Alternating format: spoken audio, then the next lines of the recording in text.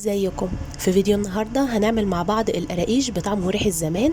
تتاكل كده بقى على الصبح مع كوبايه شاي بلبن، او بعد العصر. هتطلع معانا مقرمشه من بره ومفرغه من جوه زي ما انتم شايفين. طريقتها سهله وبسيطه ومش هتاخد معانا وقت. لو اول مره تشوفوني، انا اسمي الاء. ما تنسوش تعملوا لايك وشير، ويلا بينا نبدا ونشوف الطريقه. معايا كوبايه حليب دافيه، هحط عليها معلقه كبيره من الخميره، معلقه من السكر، وهقلبهم واسيبهم على جنب لما الخميره تتفاعل.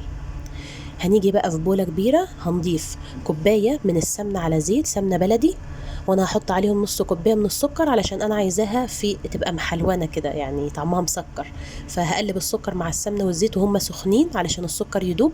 وبعدين هضيف عليهم نص كيلو من الدقيق، معلقة ونص من الشمر على ينسون انا طحناهم كويس في المطحنة. وهحط عليهم كمان 3 معالق كبار من السمسم، وربع معلقة من البيكنج باودر.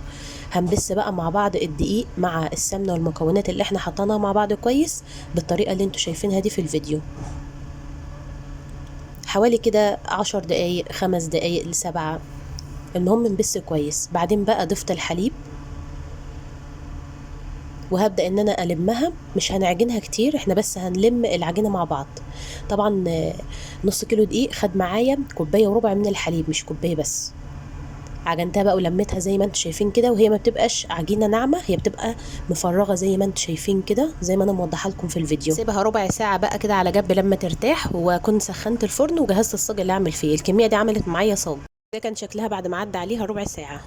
هبدا اخد قطعه منها زي ما انتم شايفين، وهظبطها كده على شكل كوره. وبعدين هبدا ان انا اعملها رول زي ما انتم شايفين كده.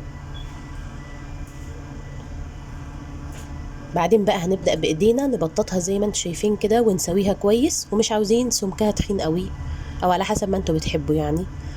فظبطتها زي ما انتم شايفين، وبعدين بالقطعة كده هظبطها عشان اطلعها متساوية. وهنعملها بقى بأي شكل بتفضلوه وبأي حجم انتوا بتحبوه، في ايديكم انتوا. انا بعملها بالشكل ده وبالحجم ده. وممكن كمان تعملوها بقطعة البطاطس اللي هي زي دي كده، بتبقى حلوة برضو. شايفين بقى السمك بتاعها. بحطها بقى في الصاجة بتاعتي وانا دهنها زيت، وبرصصهم كده بيكون في بينهم مسافة. وهنكمل باقي القرقاش بتاعتنا على نفس النظام ما عملنا في الأول. هسيبها برضو 10 دقايق، مش هنسيبها تخمر كتير جدا يعني. هي 10 دقايق وكانت مظبوطة معايا.